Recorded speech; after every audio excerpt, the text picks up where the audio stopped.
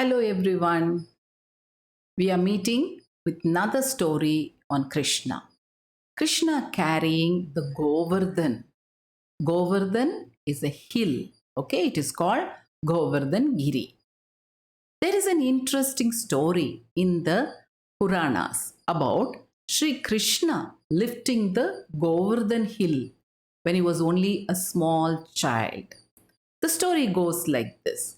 Once, when the elder people of Braj, including Nanda Kumar, were planning for a puja of Lord Indra.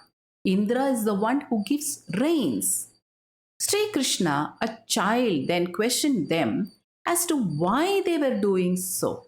Nanda Kumar explained to Krishna that this was done every year to please Lord Indra, so that he continued to grace the people of Braj by providing grains as and when required. But little Krishna debated that they were farmers and they should only do their duty to the best of their abilities. By concentrating on farming and protecting their cattle rather than performing pujas or conducting sacrifices like this for any natural phenomenon that should happen naturally, isn't it? Finally, convinced by Krishna, the villagers did not perform the puja.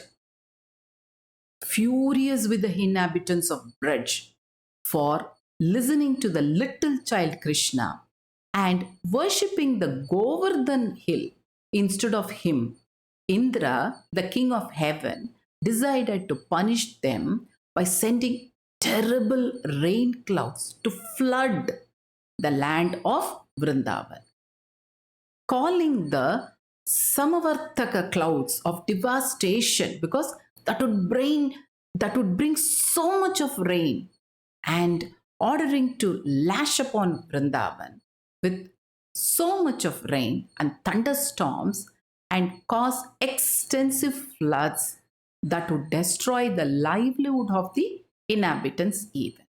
As terrible rains and thunderstorms ravaged the land and submerged it under water, the frightened and helpless inhabitants of Vrindavan approached Lord Krishna for help.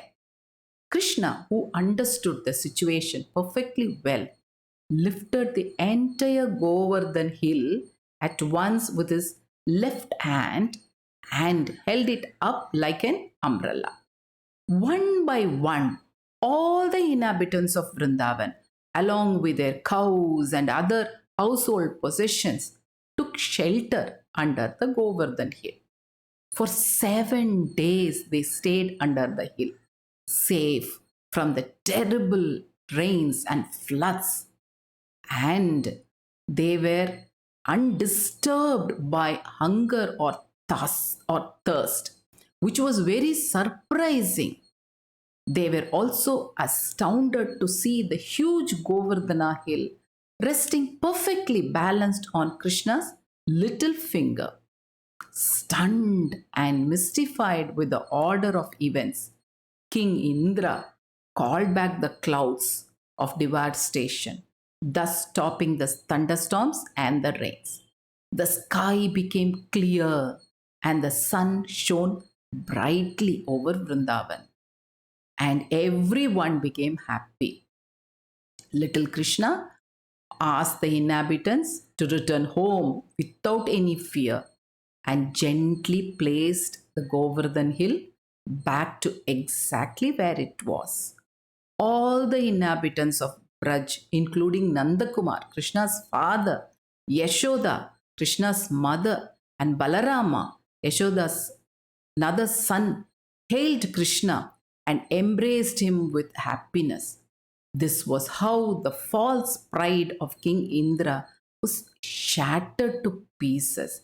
He came to Lord Krishna with folded hands and prayed to him for forgiveness.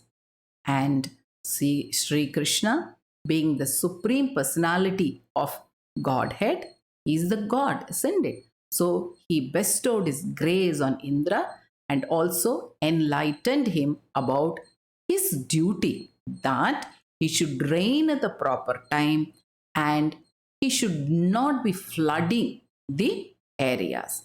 So, listening to this, Indra went back. Thank you.